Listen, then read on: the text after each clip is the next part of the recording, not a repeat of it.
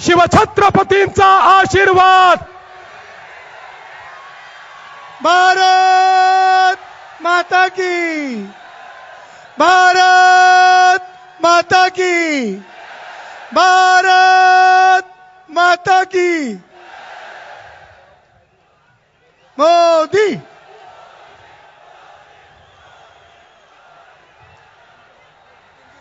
मंच पर उपस्थित सभी नेताओं से निवेदन है कि वे कृपया बैठ जाएं।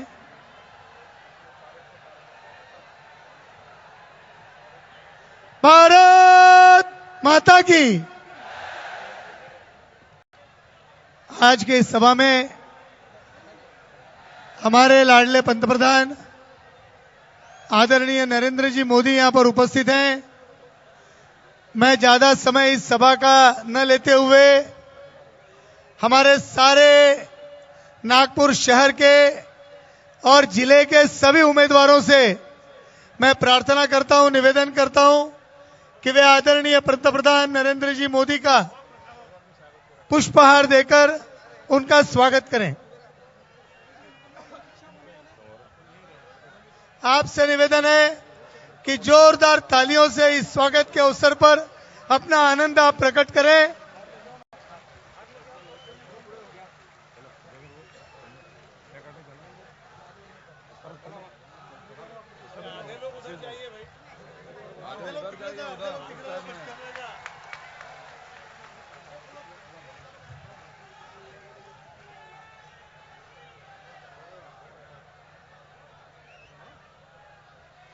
भारत माता की। भारतीय जनता पार्टीचा, भारतीय जनता पार्टीचा।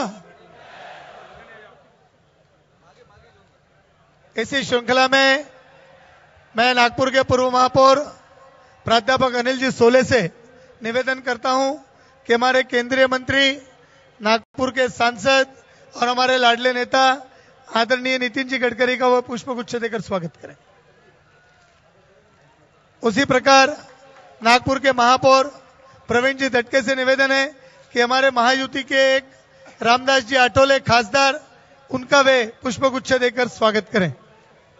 शहर के अध्यक्ष आदरणीय कृष्णा जी खोपड़े से निवेदन है कि वो माननीय खासदार राजीव प्रताप जी रूढ़ी, इनका पुष्पगुच्छ देकर स्वागत करें।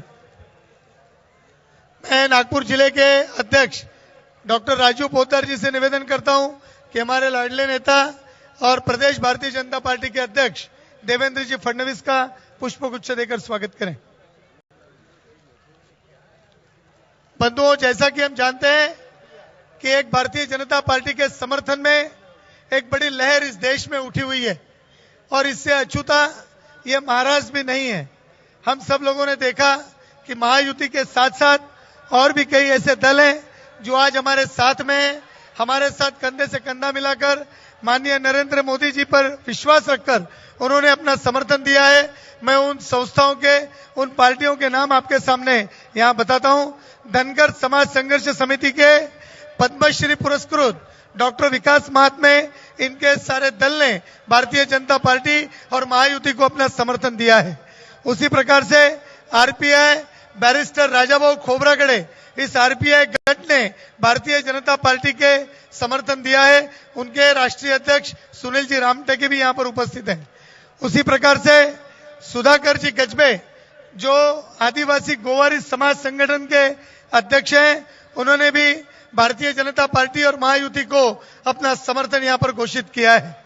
उसी प्रकार से विदर्भ प्रदेश के दलित पैंथर के प्रमुख सिद्धार्थ कुर्वे, श्याम बनसोड़े, प्रमोद महाजन, बापू खांडेकर, इन्होंने भी अपना समर्थन अपनी पार्टी को यहां पर दिया है। यह समर्थन की श्रृंखला तो लगातार चल रही है, पर इसके साथ साथ आदरणीय मोदी जी की कार्यप्रणाली को देखते हुए इस देश में एक बड़ा विचार परिवर्तन हुआ है और उसी के अनुसार अनेक लोगों ने पक्ष में प्रवेश करने का भी निर्णय लिया है। मैं उसमें यहां पर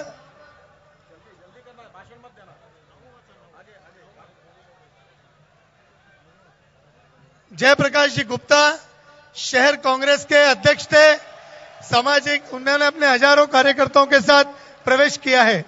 उसी प्रकार से इंटेलेक्चुअल महाराष्ट्र मुस्लिम देवेंद्र जी, उनका स्वागत करें।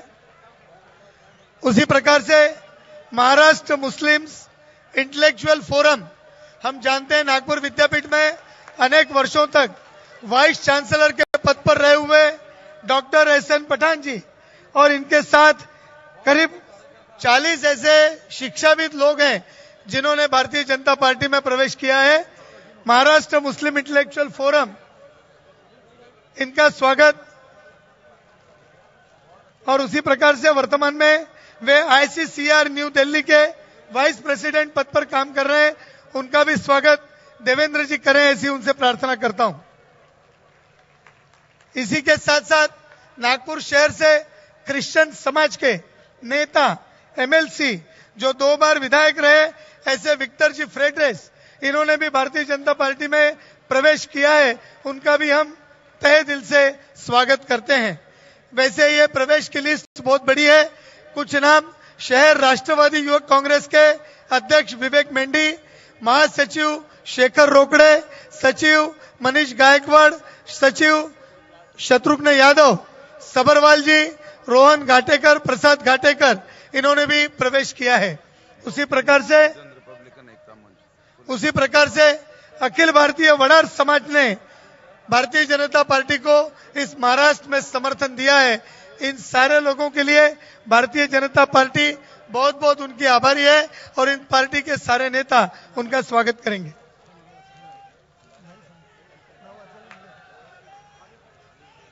विक्टर जी फेडरस का स्वागत वे कर रहे हैं।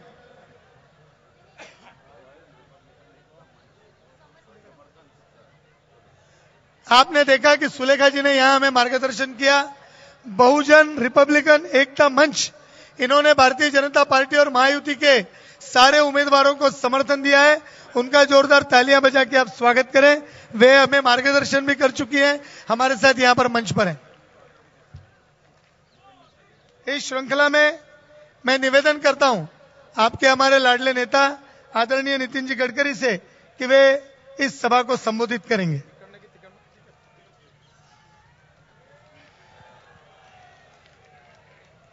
हमारे देश के लोकप्रिय प्रधानमंत्री और जिन्होंने हिंदुस्तान का नाम पूरी दुनिया में सम्मान के साथ हिंदुस्तान का गौरव किया है, ऐसे आदरणीय नरेंद्र भाई, मंच पर उपस्थित हमारे महाराष्ट्र के अध्यक्ष देवेंद्र जी, आदरणीय दत्ता भाऊ, आदरणीय बनवारी लाल जी, सुलेखा ताई, रामदास जी, हमारे सांसद अजय जी, महापौर प्रवीण दटके जी, मंच पर उपस्थित हमारे महाराष्ट्र के प्रभारी रूढ़ी जी, सभी हमारे नागपुर शहर और जिले के सभी उम्मीदवार और उपस्थित सभी भाई और बहनों, महाराष्ट्र का यह विधानसभा का चुनाव महाराष्ट्र के इतिहास का बहुत महत्वपूर्ण चुनाव है। चुनाव इसलिए महत्वपूर्ण है कि महाराष्ट्र पर आर्थिक दृष्टि से बहुत बड़ा संकट आया है। 3 लाख करोड़ रुपए का कर्जा महाराष्ट्र पर है और कर्जे का मुद्दल और ब्याज ये अगर हम देंगे तो बजट से विकास के लिए हमको कोई पैसा ही उपलब्ध नहीं हो सकता। हमारे राज्य में पिछले 15 साल में कांग्रेस और राष्ट्रवादी कांग्रेस का शासन है। 70,000 करोड़ रुपए सिंचाई के लिए खर्चा किए गए और हमारी सरकार की श्वेत पत्रिका ये कहती है कि 1% से भी कम सिंचाई हुई है। यह कर्जा क्यों हुआ? इस कर्जे से क्या काम हुआ? सिंचन पर इतना पैसा खर्चा करने के बाद भी विदर्भ में किसान आत्महत्या क्यों कर रहे हैं? इन सवालों का जवाब कांग्रेस और राष्ट्रवादी कांग्रेस के नेताओं ने देना चाहिए। पर आज कांग्रेस और राष्ट्रवादी कांग्रेस की सरकार 15 साल महाराष्ट्र में है वो अपने किए हुए कोई विकास कामों की चर्चा नहीं कर रहे हैं, क्योंकि उन्होंने कुछ किया ही नहीं है चर्चा करने लायक, तो क्या करेंगे। तो केवल भारतीय जनता पार्टी और आदरणीय नरेंद्र मोदी जी पर लगातार जातिवाद और सांप्रदायिकता का आरोप लगाकर जहर घोलने की कोशिश कर रहे हैं। मैं आपको विश्वास के साथ बता देना चाहता हूं कि नरेंद्र भाई ने अपने जीवन में कभी जात, पंथ, धर्म और भाषा की बात नहीं की। उन्होंने बात की विकास के राजनीति की, गरीबों की गरीबी कैसे दूर हो, बेरोजगारों को रोजगार कैसे मिले, किसानों की आत्महत्या कैसे रुके और हमारा भारत दुनिया में नंबर 1 की शक्ति कैसे बने। आज दुर्भाग्य का विषय है कि कांग्रेस और राष्ट्रवादी कांग्रेस के नेता एक ही भाषण दे रहे हैं कि मोदी जी सांप्रदायिक नेता है, भारतीय जनता पार्टी अगर चुन कर आएगी तो मुसलमानों को कटवा देंगी, पाकिस्तान भिजवा देंगी, मस्जिदों को तोड़ देगी। मैं एक ही बात आपको बताना चाहता हूं कि कश्मीर के वैली में बहुत बड़ा हादसा हुआ, संकट आ, वहां 90% आबादी मुस्लिम है, भाजपा का एक भी एमएलए वहां नहीं है, एमपी वहां नहीं है। मैं श्रीनगर के वैली की बात कर रहा हूं। और जब यह संकट इतना बड़ा था तो नरेंद्र भाई ने 3 दिन के अंदर वहां के मुस्लिम समाज जो संकट में था श्रीनगर में, उसके लिए 1000 करोड़ रुपए की मदद तुरंत दिलाई। और मुझे भी कहा कि आप कश्मीर जाकर आओ।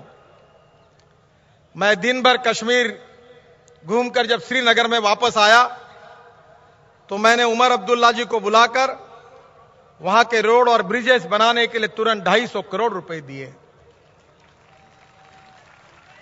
हमने कभी जात, पंथ, धर्म और भाषा की बात नहीं की।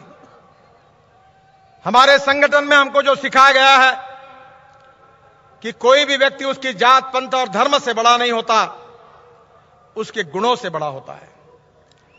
और इसीलिए जब अटल बिहारी वाजपेयी देश के प्रधानमंत्री थे तो उन्होंने उस समय हमारे देश के श्रेष्ठ वैज्ञानिक, जो आज भी है, डॉक्टर अब्दुल कलाम साहब को हिंदुस्तान का राष्ट्रपति बनाया। बहनों और भाइयों, यहां महाराष्ट्र में भी जातिवाद की राजनीति कांग्रेस और राष्ट्रवादी कांग्रेस कर रहे हैं। एक तरफ मराठा आरक्षण को पवार साहब, पृथ्वीराज चौहान, नारायण राणे समर्थन कर रहे हैं, तो उस आरक्षण के विरोध में छगन भुजबल ओबीसी का झंडा लेकर दूसरे बाजू में खड़े हैं।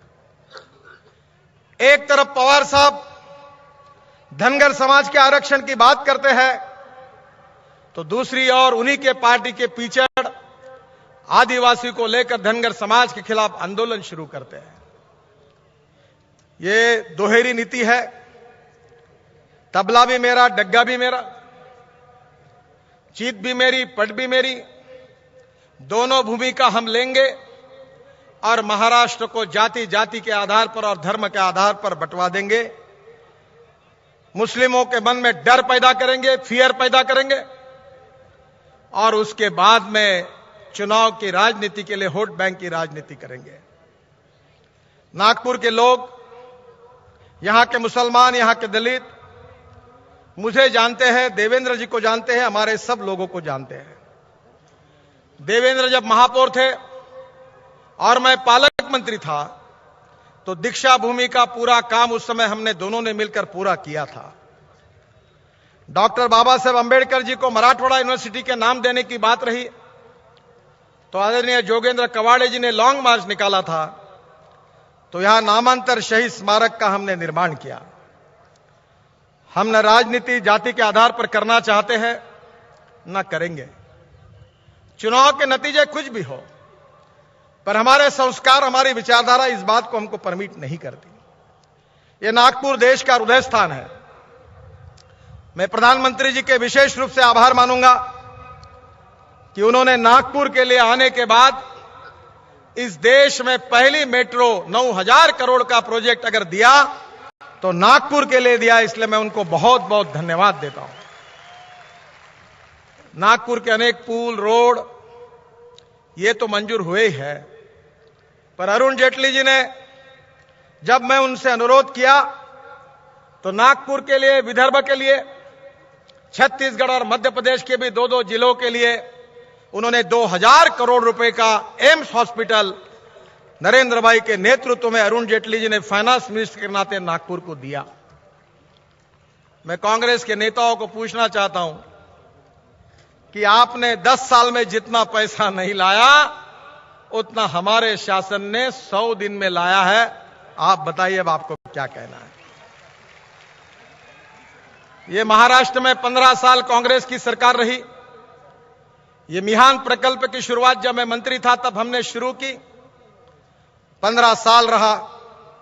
ये नागपुर का दुर्भाग्य रहा कि मिहान का काम आगे नहीं गया, ना पुनर्वसन हुआ, ना इंटरनेशनल एयरपोर्ट बना। मैंने गलती की। प्रफुल्ल भाई पटेल एविएशन मिनिस्टर के नाते इस एयरपोर्ट को महाराष्ट्र गवर्नमेंट को देना नहीं चाहते थे। मैं विजय दर्डा जी के साथ उनके पास गया और मैंने उनको कहा कि आप बड़ा दिल करिए, एयरपोर्ट हमको दीजिए, महाराष्ट्र सरकार को दीजिए।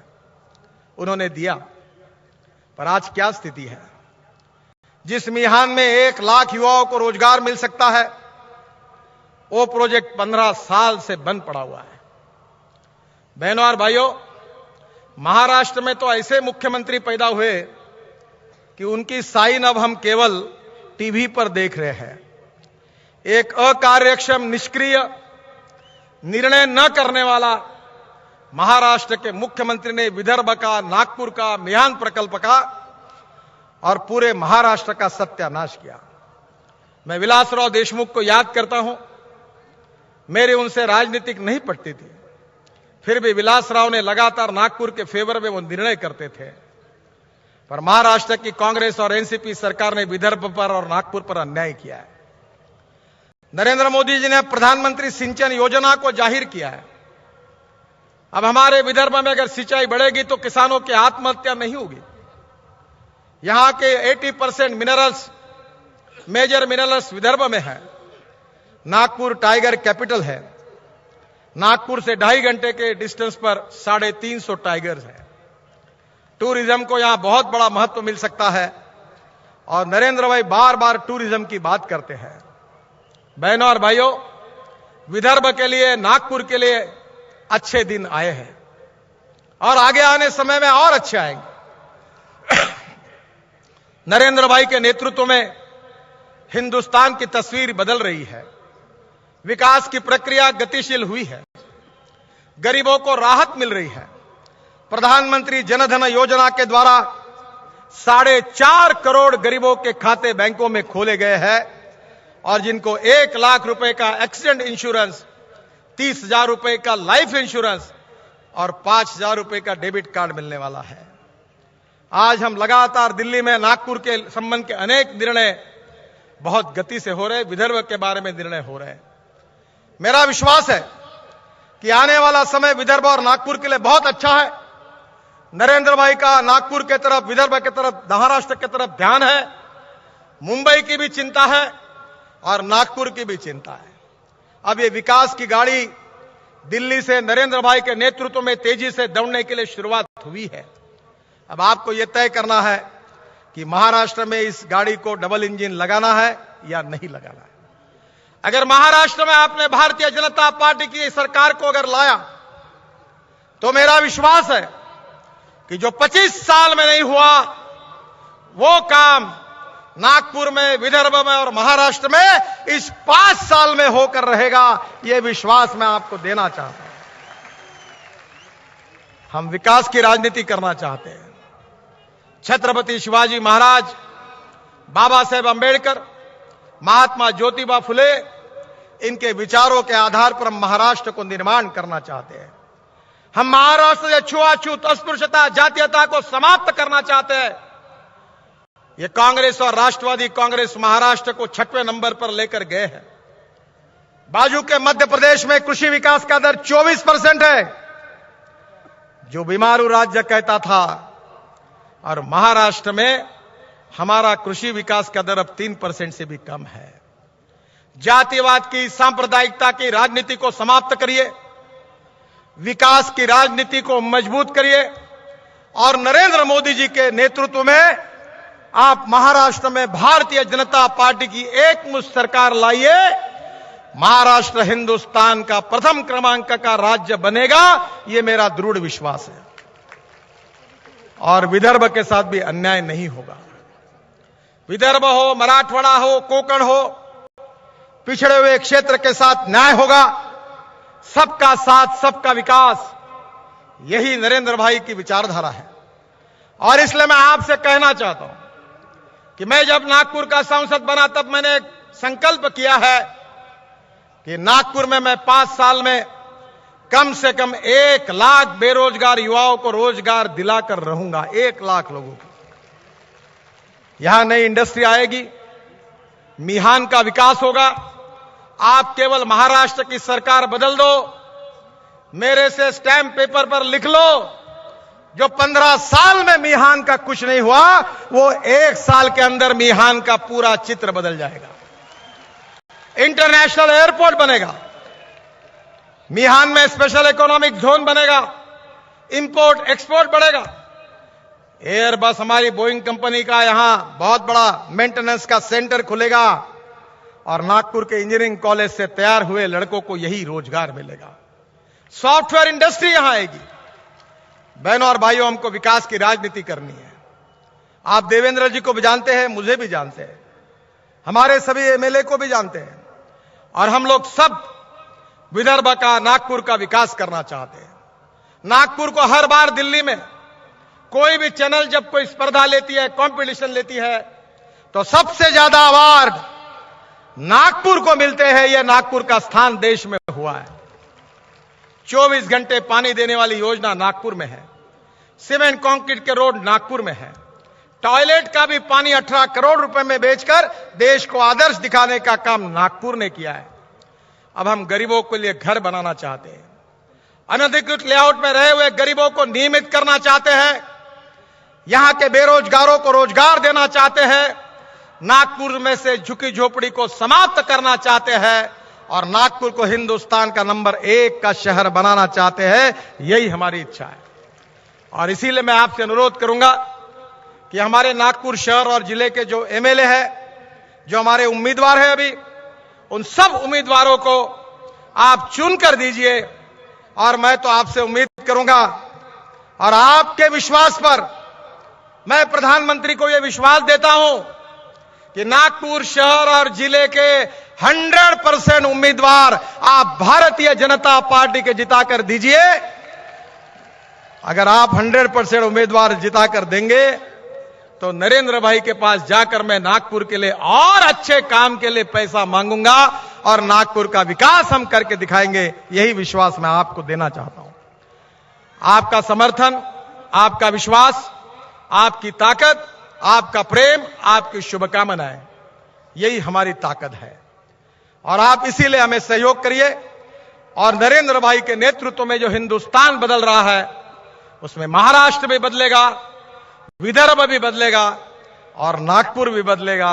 इसलिए आप सबका आशीर्वाद भारतीय जनता पार्टी को दीजिए। मैं जयप्रकाश जी का बहुत बहुत अभिनंदन करता हूं कि आज उन्होंने हजारों कार्यकर्ताओं के साथ पार्टी में प्रवेश किया। डॉक्टर पठान मराठी के बहुत बड़े साहित्यिक के विद्वान हैं, हमारे यूनिवर्सिटी के वाइस चांसलर थे और उन्होंने भी आज पार्टी में प्रवेश किया है। मैं सुलेखा ताई का विशेष रूप से अभिनंदन करूंगा कि सुलेखा ताई एक काम करने वाली, रचनात्मक काम करने वाली एक कर्मठ नेता है। ड्रैगन पैलेस के रूप में इंटरनेशनल आकर्षण का एक बहुत बड़ा काम उन्होंने किया है। मैं उनका पहले से ही प्रशंसक रहा हूं। इस चुनाव में उन्होंने भी हमको समर्थन दिया है। दत्ता बाबू के आशीर्वाद तो सभी उम्मीदवार को है ही, बनवारी लाल जी के भी आशीर्वाद है। हमारे दोनों ज्येष्ठ नेता हैं और उन्हीं के सबके मार्गदर्शन में हम काम कर रहे हैं। महानगर पालिका हमारी है, जिला परिषद हमारी है, नगर पालिका हमारी है, ग्राम पंचायत हमारी है। ऐसी कोई जगह नहीं कि जनता ने हमको प्रेम नहीं दिखाया। अब यही प्रेम 12 से 12 एमएलए चुनाकर आप भारतीय जनता पार्टी को भविष्य की शुभकामनाएं दीजिए, यही आपसे अनुरोध करता हूं। बहुत बहुत धन्यवाद। नमस्कार। जय हिंद। भारत माता की। जैसा कि हमने कहा है कि शिव छत्रपति जी का आशीर्वाद चलो चले मोदी जी के साथ, इस वाक्य के द्वारा छत्रपति शिवाजी महाराज का आशीर्वाद हमें तो मिल रहा है, पर संयोग है कि दत्त संप्रदाय के अर्धव्यू मार्गदर्शक परम पूज्य सदगुरु महाराज, महाराष्ट्र के सुप्रसिद्ध शिव कथाकार, जिनके वाणी से 25 वर्ष के से सारे महाराष्ट्र में एक प्रभाव निर्माण किया, शिवाजी महाराज एक वो किताब उन्होंने लिखे हुए शिव चरित्र का, जो शिव तीर्थ का खंड है, वो माननीय मोदी जी को वो भेंट करना चाहते हैं। वो भेंट देवेंद्र जी फडणवीस उनको करेंगे। मैं आदरणीय प्रधानमंत्री जी से निवेदन करता हूं, प्रार्थना करता हूं कि वे आपको संबोधित करें।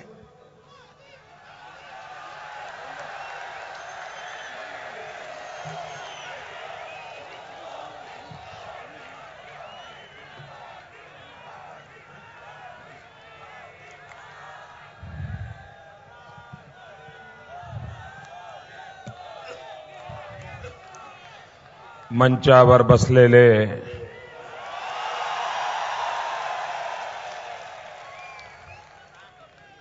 श्री नितीन गडकरी जी, श्री देवेंद्र फडणवीस जी, श्री रामदास आठवले जी, सुलेखाताई कुंभारे जी, राजू पोड़दार, श्री बनवारीलाल जी पुरोहित, श्री कृष्णा खोपड़े जी, श्री चंद्रशेखर जी, श्रीमान राजीव प्रताप रूडी जी,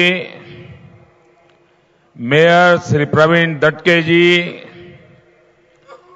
श्री अनिल सोले जी, श्री जयप्रकाश जी, श्रीमान यूएम पठान जी, श्री गिरीश व्यास जी, और इस चुनाव में हमारे उम्मीदवार, फिर से मैं नाम पुकारता हूं, श्रीमान देवेंद्र फडणवीस जी, श्री सुधाकर राव देशमुख, श्री विकास कुंभारे, श्री समीर मेघे, श्री सुधीर परवे, श्री आशीष देशमुख, डॉक्टर मिलन मणे, श्री मल्लिकार्जुन रेड्डी, मंच पर बैठे हुए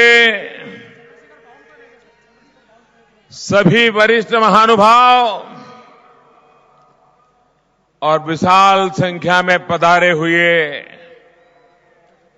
नागपुर के प्यारे भाइयों और बहनों,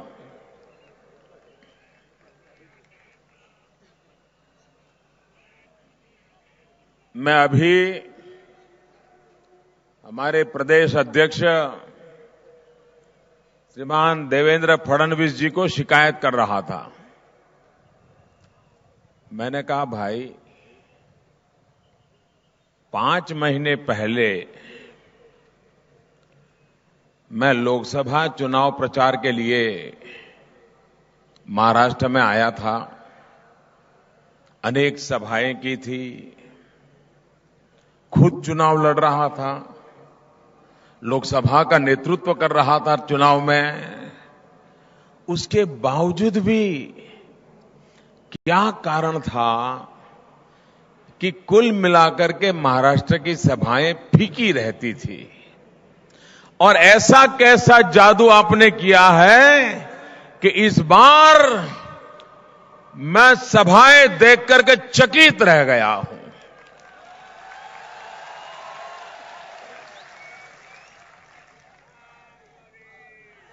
मैं कल्पना नहीं कर सकता हूं कि इतनी भयंकर धूप में मैं महाराष्ट्र के चहुं दिशा में जाकर के आया हूं। ऐसा जन सैलाब पूरे लोकसभा के चुनाव के दरमियान मैंने नहीं देखा था। और इसलिए मैं कहता हूं, हवा का रुख पूरी तरह बदल चुका है।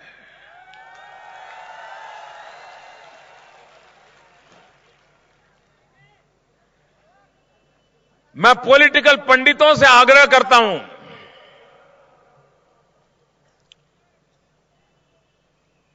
अगर आप दोबारा गलत हो जाओगे ना तो मुझे दुख होगा। चलिए, पहली बार गलत हो गए, अप्रैल मई महीने में गलत हो गए, अब अक्टूबर में गलत नहीं होना है। जब पार्लियामेंट का चुनाव रहा था तो पॉलिटिकल पंडित कह रहे थे 125 सीटें आएगी। मोदी को गुजरात के बाहर कौन जानता है? मोदी नया है।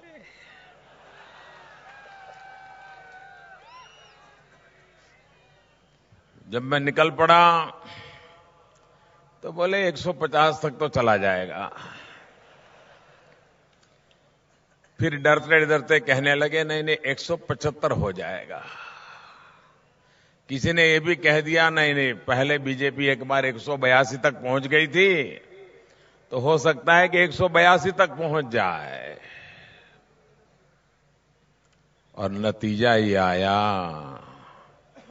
अकेली बीजेपी 282 पर पहुंच गई और साथी दलों के साथ 300 से भी आगे निकल गए। सारे पॉलिटिकल पंडित गलत सिद्ध हो गए। उनके सारे हिसाब किताब गलत हो गए। हिसाब किताब इसलिए गलत हो गए कि ये पॉलिटिकल पंडित पुरानी नाप पट्टी लेकर के चुनाव के तराजू में तोलते चले जा रहे थे। नौजवान हिंदुस्तान का मिजाज उन्हें पता नहीं था। माताओं बहनों में जो जागरूकता आई है उसका उनको अंदाज नहीं था। गांव की आशा अपेक्षाओं में बहुत बड़ा परिवर्तन आया है, ये वो कभी समझ नहीं पाए थे। और उसी का नतीजा हुआ को पुराने नापदंड, पुराने तराजू, पुराने तरीके, उन्होंने उनको गलत सिद्ध कर दिया। इस बार भी दोबारा गलती करने जा रहे हैं। कह रहे हंग असेंबली आएगी, पता नहीं किसी को बहुमत नहीं मिलेगा। फिर कोई कह देता नहीं यार बीजेपी नंबर 1 तो रहेगी। मैं सभी पॉलिटिकल पंडितों को कहता हूं, अगर आपके पास समय हो तो मेरे महाराष्ट्र के प्रवास की जो जनसभाएं हैं, उन जनसभाओं में जो विराट जनमेदनी है, आए हुए लोगों का जो बैकग्राउंड है और सभा के दरमियान उनका उत्साह और इन्वॉल्वमेंट है, जरा वीडियो पर देख लीजिए, आपकी सोच बदल जाएगी। मैं पॉलिटिकल पंडितों को कहता हूं, मैं ये देख के आया हूं। और मैं राजनीति शास्त्र का विद्यार्थी भी रहा हूं और विद्यार्थी के नाते मैं कहता हूं, महाराष्ट्र के चुनावी इतिहास में यह अभूतपूर्व चुनाव सिद्ध हो जाएगा, अभूतपूर्व परिणाम निकल के आएगा और पूर्ण बहुमत के साथ भारतीय जनता पार्टी विजयी बनेगी। ये मैं आपको विश्वास दिलाने आया हूं भाइयों।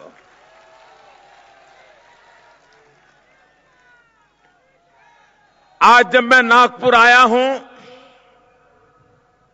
मैं 2 लोगों का विशेष उल्लेख करना चाहता हूं।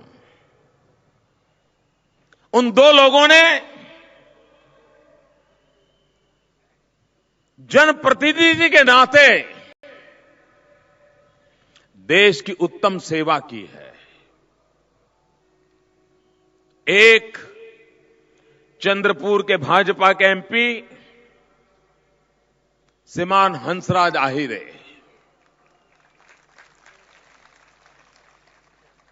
जिस प्रकार से उन्होंने संसद में सवाल उठाए, यूपीए सरकार को घेरा, एक जागरूक सांसद क्या कर सकता है, कोयले के भ्रष्टाचार को उन्होंने खुला कर दिया और दिल्ली की सरकार को कटघरे में खड़ा कर दिया था। एक आपके इस नागपुर के इलाके के विदर्भ के हमारे चंद्रपुर के एमपी हंसराज आहिरे ने पूरे देश की बहुत बड़ा सेवा की थी, एक जागरूक लोक प्रतिनिधि के नाते की थी। और वैसा ही मेरे नागपुर का नौजवान साथी, आपने महाराष्ट्र को एक बहुत बड़ी भेंट सौगात दी है।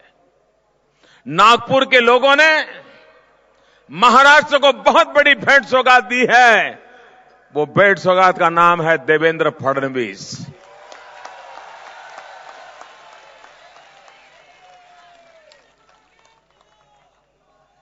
ऐसा सक्रिय विधायक, एक जनप्रतिनिधि की सक्रियता क्या होती है,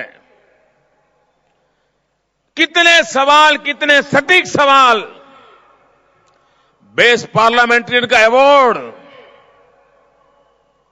और इतना ही नहीं, महाराष्ट्र के सबसे ज्यादा घोटालों को जनता के सामने खुले में लाने का अगर सफल प्रयास किसी ने किया है तो देवेंद्र फडणवीस ने किया है।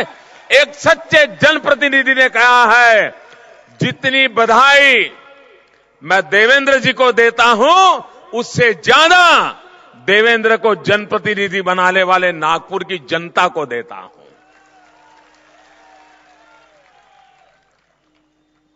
भाइयों बहनों, आपको तय करना है। 15 साल बीत गए, बर्बादी का मंजर आप देख चुके हैं। मेरे नागपुर के भाइयों बहनों, विदर्भ के मेरे भाइयों बहनों, मुझे बताइए, क्या ये लूट चलने देनी है? नागपुर से तो आवाज ऐसे उठनी चाहिए, हिंदुस्तान में गूंजनी चाहिए। ये लूट चलने देनी चाहिए, ये लूट बंद होनी चाहिए। 15 साल कम नहीं होते हैं भाइयों। एक राज्य के 15 साल बिगड़ जाना मतलब उस राज्य की जनता की 2 पीढ़ी बर्बाद हो जाती है, 2 पीढ़ी बर्बाद हो जाती है जी। जो नौजवान आज से 15 साल पहले 20 साल का था, इस बर्बादी के कारण उसकी जिंदगी तबाह हो गई, उसका भविष्य अंधकार में जाके गिरा। और जो नौजवान 15 साल का था, वो अंधेरे में भटक रहा है, कहां जाए उसको रास्ता नहीं मिल रहा है। 2-2 पीढ़ी तबाह कर दी, 2-2 पीढ़ी तबाह कर दी। महाराष्ट्र हिंदुस्तान के आर्थिक जीवन में महाराष्ट्र का बहुत बड़ा योगदान रहता था। मुंबई और महाराष्ट्र मिलाकर के पूरे हिंदुस्तान की इकोनॉमी को खींचते थे, चलाते थे। 15 साल की इस बर्बादी ने महाराष्ट्र और मुंबई को तो तबाह कर दिया, लेकिन उसका प्रभाव पूरे हिंदुस्तान की इकोनॉमी पर पड़ा है। अगर हिंदुस्तान के आर्थिक सुधार करना है तो मुंबई और महाराष्ट्र की प्रगति के बिना नहीं होगा। इस चुनाव का महत्व इसलिए है कि विकास की ऊंचाइयों को पार करना है तो मुंबई और महाराष्ट्र के हाथ में फिर से एक बार आर्थिक नेतृत्व आ जाए, ये समय की मांग है मेरे भाइयों बहनों। और इसलिए विकास के सपनों को चरितार्थ करने के लिए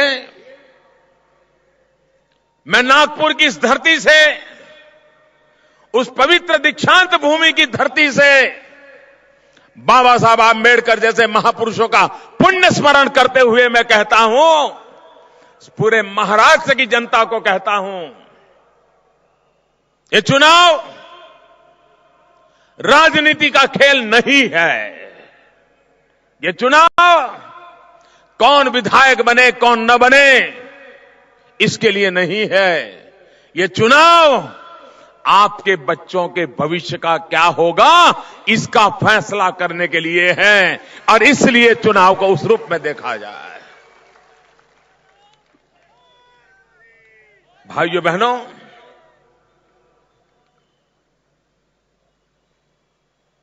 आप मुझे बताइए, 15 साल एक के बाद एक स्कैम, एक के बाद एक स्कैम, घोटाले से बड़ा घोटाला, फिर उससे बड़ा घोटाला, फिर उससे बड़ा घोटाला, घोटालों पे घोटाला। महाराष्ट्र की पहचान बना दी लोगों ने। आप मुझे बताइए, आपको स्कैम महाराष्ट्र चाहिए कि स्किल महाराष्ट्र चाहिए? स्कैम महाराष्ट्र चाहिए कि स्किल महाराष्ट्र चाहिए? कांग्रेस ने आपको स्कैम महाराष्ट्र दिया है, भाजपा आपको स्किल महाराष्ट्र देना चाहता है। और इसलिए मैं आपको कहने आया हूं भाइयों, हम नौजवानों को स्किल देना चाहते हैं ताकि नौजवान को रोजगार मिले, नौजवान अपने पैरों पर खड़ा हो जाए, देश की आर्थिक विकास का भागीदार बन जाए, अर्थतंत्र को गति देने का पूरा नेतृत्व देश की युवा पीढ़ी के हाथ में आ जाए। इसलिए हम स्किल डेवलपमेंट की मूवमेंट चलाना चाहते हैं। आजादी के बाद पहली बार स्किल डेवलपमेंट की अलग मिनिस्ट्री हमने बनाई है, बड़ा अभियान आरंभ किया है। अभी मैं अमेरिका गया था, अमेरिका में भी मुझे मेरे देश के नौजवान ही याद आए। वहां भी मैंने अमेरिका के साथ जो एमओयू किया है उसमें एक प्रमुख काम किया है, हमारे नौजवानों का स्किल डेवलपमेंट में अमेरिका के साथ मिलकर के उनके ज्ञान का उपयोग करते हुए हम उस काम को आगे बढ़ाना चाहते हैं। इतना ही नहीं, वहां से जो तेजस्वी प्रोफेसर हैं, अमेरिका से बात हमने मनवाई है कि हमें 1000 ऐसे विद्वान प्रोफेसर हिंदुस्तान में मुझे दीजिए, क्या कि हमारी टेक्निकल एजुकेशन की दुनिया में हम एक नया इतिहास शुरू कर दें। वो काम मैं करना चाहता हूं भाइयों। हम एक नई दिशा में देश को ले जाना चाहते हैं, लेकिन महाराष्ट्र को पिछड़ने देना नहीं चाहते। देश की विकास यात्रा में महाराष्ट्र भी कंधे से कंधा मिलाकर के आगे चले। और इसलिए मैं कहता हूं, आप महाराष्ट्र में ऐसी सरकार बनाइए, पूर्ण बहुमत की सरकार बनाइए, भारतीय जनता पार्टी की सरकार बनाइए, ताकि हम कंधे से कंधा मिलाकर के काम कर सकें। दिल्ली और महाराष्ट्र मिला करके भाइयों बहनों महाराष्ट्र का भाग्य बदलेंगे। ये साफ मानिए, मैं तो हैरान हूं। मैं प्रधानमंत्री बनने के बाद पहले भी नागपुर आया था कि नहीं आया था? लेकिन आपके मुख्यमंत्री नहीं आए थे। वो मंच पर आने से डरते थे, कतराते थे, उनको चिंता रहती थी, मोदी के बगल में बैठूंगा तो क्या होगा, पता नहीं पार्टी से मैं रखेंगे कि निकाल देंगे। ये छुआछूत की राजनीति का जिनका दिमाग भरा पड़ा है, ये लोग कंधे से कंधा मिलाकर के नहीं चल सकते हैं। विकास के मुद्दों में राजनीति नहीं हो सकती। देश हित में राजनीतिक छुआछूत नहीं हो सकती। और इसलिए जिन राज्यों में आज ऐसी सरकारें हैं, जिन सरकारों को दिल्ली में बनी हुई नई सरकार जरा कम पसंद आती है, मजबूरन जरा नमस्ते नमस्ते कर लेते हैं, ऐसी सरकारों का रवैया है वो ऐसा है कि दिल्ली सरकार के बगल में वो जब खड़े रहते हैं तो 1+1 2 होता है, लेकिन साथ साथ चलने के इरादे वाली सरकार दिल्ली सरकार के पास जब खड़ी रहती है तो 1+1 2 नहीं होता है, एक के बगल में एक खड़ा रह करके 11 हो जाता है। मुझे दिल्ली और महाराष्ट्र का मिलन 1+1 वाला नहीं करना है, एक के बगल में एक 11 वाला मिलन करना है ताकि गति तेज हो जाए। और इसलिए मैं आज आपका सहयोग लेने आया हूं। भाइयों बहनों, यहां पर जो 20 साल के नौजवान है वो पिछले 10 साल से सुनते आए होंगे मिहान मिहान मिहान मिहान। सुन रहे हो कि नहीं सुन रहे हो? लेकिन मिहान बेहाल है। मिहान बेहाल है कि नहीं है? आपको हैरानी होगी, मिहान की फाइल को 500 मीटर जाने में 10 साल लगा है। 10 साल। एक डिपार्टमेंट से दूसरे डिपार्टमेंट में उस फाइल को जाने में 500 मीटर का डिस्टेंस है, लेकिन 500 मीटर की दूरी काटने में उस फाइल ने 10 साल बर्बाद किए हैं। 10 साल। क्या आप ये बर्बादी का इंतजार करना चाहते हो? क्या आप मिहान का परिणाम चाहते हो? मिहान की सफलता ये सिर्फ नागपुर का भाग्य बदलने वाली नहीं है, मिहान की सफलता पूरे विदर्भ का भाग्य बदल सकती है, पूरे महाराष्ट्र की अर्थनीति में एक नई ताकत दे सकती है। और मैं आपको विश्वास दिलाता हूं, हमारी सरकार के कालखंड में ही वो काम पूरा होगा और हमारी सरकार ही उसका उद्घाटन करेगी। आप लिख के रखो। काम ऐसे होता है, मरी पड़ी अवस्था में काम नहीं चलता है जी। भाइयों बहनों, दुनिया भर की रेटिंग एजेंसियां दुनिया के हर देश की गतिविधि का लेखा जोखा करती रहती है। आज मेरे ध्यान में एक लेटेस्ट रिपोर्ट लाया गया। 2013 में जून जुलाई में हिंदुस्तान में जो इन्वेस्टमेंट के लिए प्रगति हुई, 2014 जून जुलाई में उसमें 76% वृद्धि हो गई। 76%।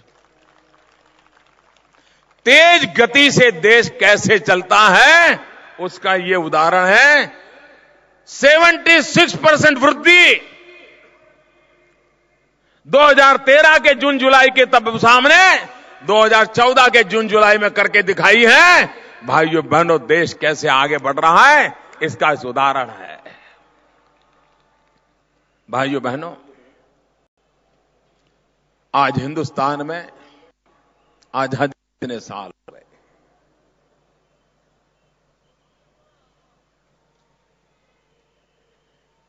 गरीब परिवार, घर का घर, ये सपना भी नहीं देख पाता है। न्यू मिडिल क्लास, उसको अच्छे घर की भूख है। मध्यम वर्ग बिना घर परेशान है। इस देश के कोटि कोटि जन है जिन्हें अपना मकान चाहिए। क्या आजादी के बाद इस देश के हर परिवार को छत मिलनी चाहिए कि नहीं मिलनी चाहिए?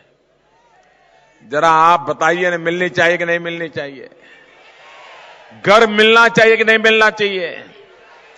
घर में बिजली होनी चाहिए कि नहीं होनी चाहिए? घर में पानी होना चाहिए कि नहीं होना चाहिए? घर में शौचालय होना चाहिए कि नहीं होना चाहिए? भाइयों बहनों, मैंने एक सपना देखा है, मैंने मन में ठान ली है कि 2022 में जब भारत की आजादी के 75 साल होंगे, तब हम आजादी का 75वां साल कैसे मनाएं?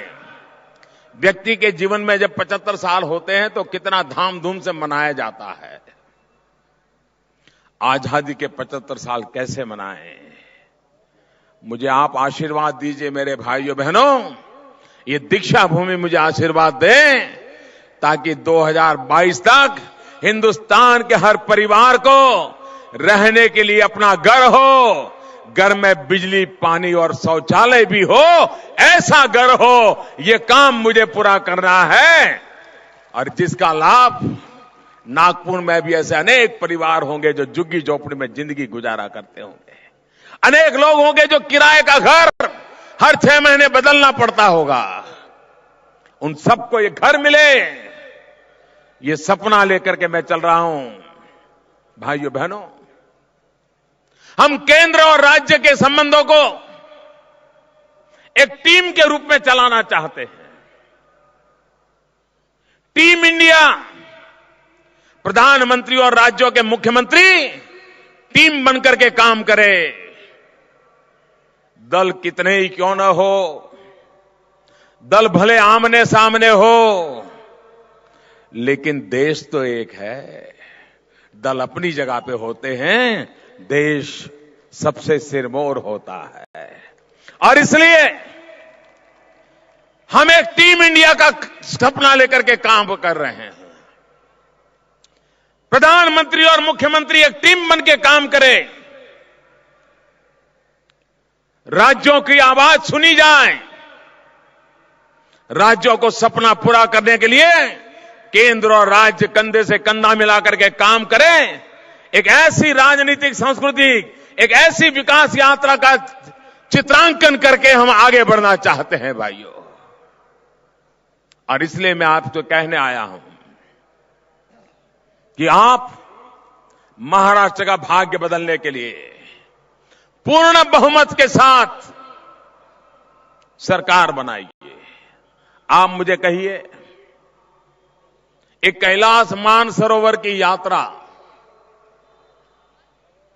हिंदुस्तान में पिछले 30 साल से चल रही है, लेकिन हर वर्ष वो ऐसा कठिन रास्ता है कि कोई न कोई हादसा हो जाता है, लोग मर जाते हैं, अपने प्राण खो देते हैं। 50 से ऊपर की आयु के व्यक्ति के लिए कैलाश यात्रा करना उस रास्ते से मुश्किल है, या तो फिर नेपाल से हेलीकॉप्टर के खर्चे करके गरीब आदमी जा नहीं सकता, मध्यम वर्ग का आदमी नहीं जा सकता है। मुझे बताइए, ये कांग्रेस वाले 60 साल के अपने काम का हिसाब तो नहीं दे रहे हैं, लेकिन मेरे 60 दिन के काम का हिसाब मांग रहे हैं। कांग्रेस ने कभी 60 साल के काम का हिसाब दिया क्या? दिया क्या? और मेरा 60 दिन का हिसाब मांग रहे। लेकिन मैं जनता जनार्दन को कहना चाहता हूं, मैं पल पल का हिसाब दूंगा, मैं पाई पाई का हिसाब दूंगा। मैं इससे बंधा हुआ हूं।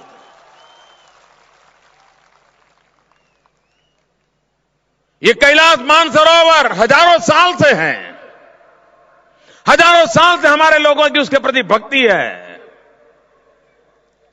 क्या कांग्रेस वालों को नहीं लगा कि वहां जाने के लिए कोई सही रास्ते पर ले जाए? वो नहीं कर पाए।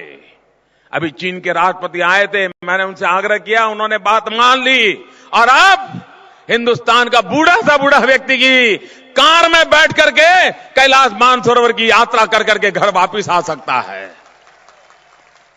रास्ता खोलने के लिए चीन सहमत हो गया। भाइयों बहनों, आप मुझे बताइए, ये हमारा हिंदुस्तान हजारों साल से है कि नहीं है? जरा पूरी ताकत से जवाब दो। हजारों साल से हिंदुस्तान है कि नहीं है? आजादी के पहले हिंदुस्तान था कि नहीं था? आजादी के बाद भी हिंदुस्तान था कि नहीं था? कांग्रेस के राज में भी हिंदुस्तान था कि नहीं था? लेकिन हिंदुस्तान का डंका बजता था दुनिया में? कोई पूछता था हिंदुस्तान को? अमेरिका हिंदुस्तान की तरफ देखने को तैयार था? आज अमेरिका में भी हिंदुस्तान का डंका बज रहा है कि नहीं बज रहा है? हिंदुस्तान का डंका बज रहा है कि नहीं बज रहा है? हिंदुस्तान को अमेरिका ने स्वीकार करना पड़ रहा है कि नहीं करना पड़ रहा है? क्या कारण है? क्या कारण है? क्या कारण है? मोदी कारण नहीं है मेरे भाइयों बहनों, मोदी कारण नहीं है। ये सफलता का कारण आप है, आपके कारण है। ये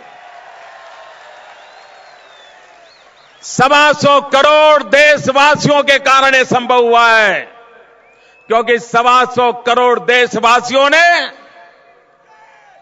मई महीने में पूर्ण बहुमत के साथ 30 साल के बाद पहली बार किसी एक दल को पूर्ण बहुमत के साथ सरकार बनाने का सौभाग्य दिया है।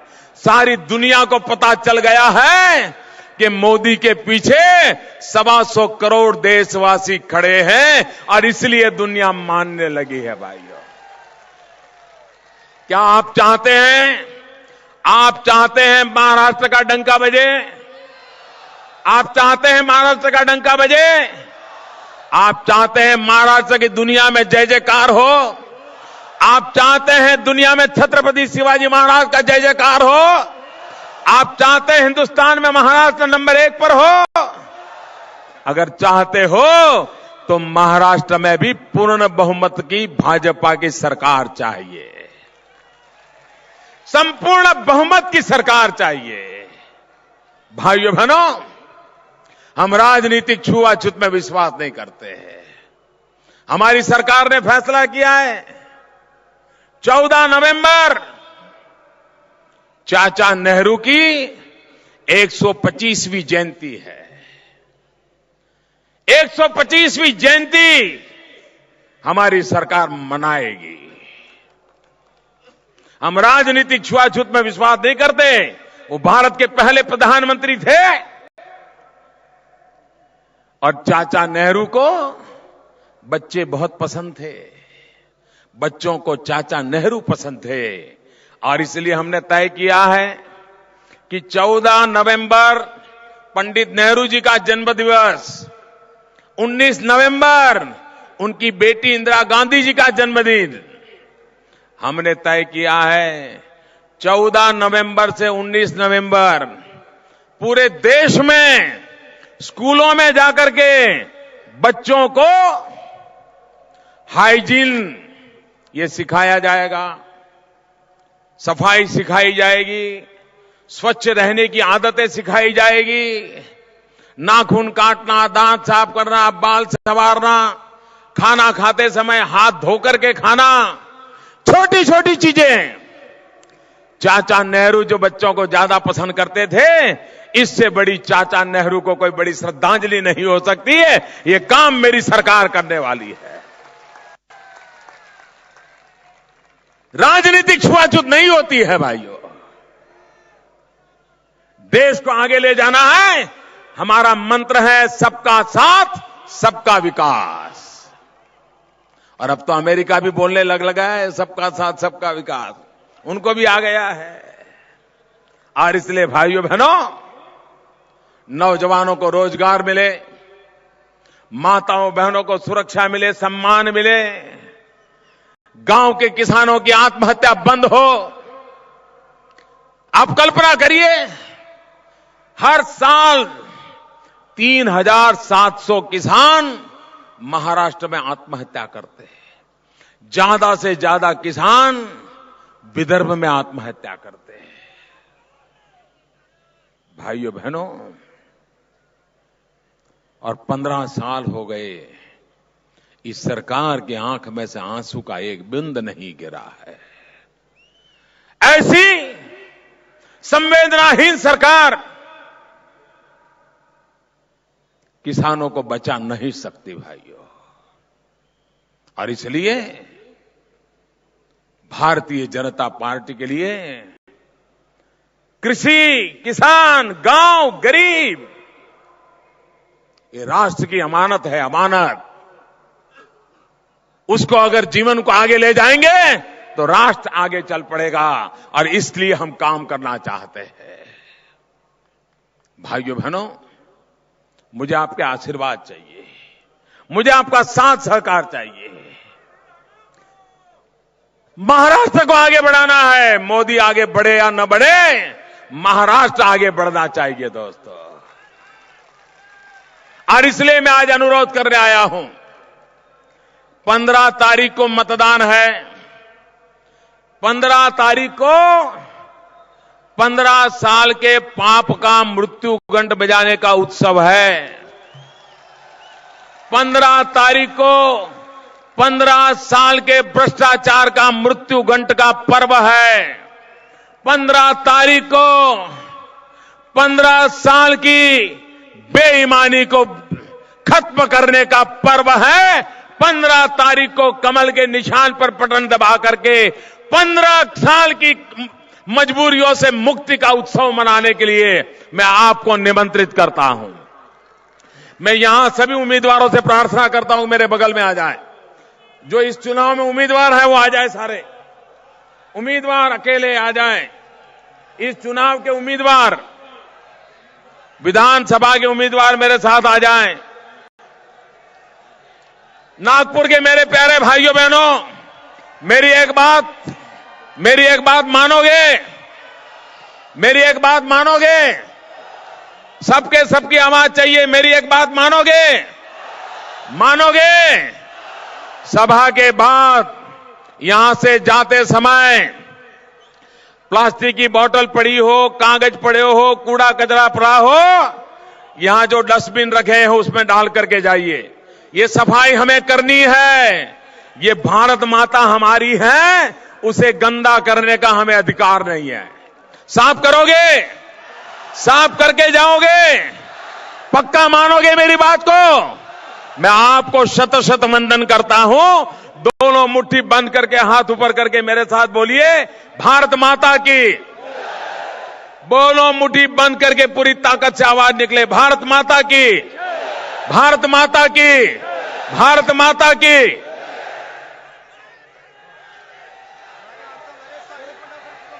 सुधाकर का नाम रह गया था, इसलिए सुधाकर अपना उम्मीदवार फायर नहीं पड़ा। दक्षिण नागपुर का उम्मीदवार सुधाकर कोळे। सुधाकर कोळे का नाम मैं गलती से छूट गया था। सुधाकर कोळे और चंद्रशेखर जी का नाम रह गया था।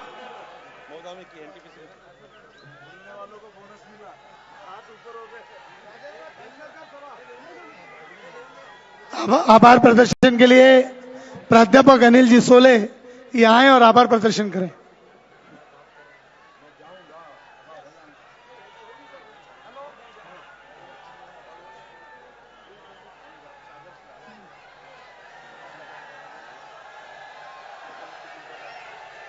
आदरणीय प्रधानमंत्री माननीय नरेंद्र भाई मोदी जी यहां आए, नागपुर की जनता को संबोधित किया। मैं नागपुर शहर भारतीय जनता पार्टी की ओर से उनका आभार व्यक्त करता हूं। माननीय रामदास जी आठवले, माननीय रूडी जी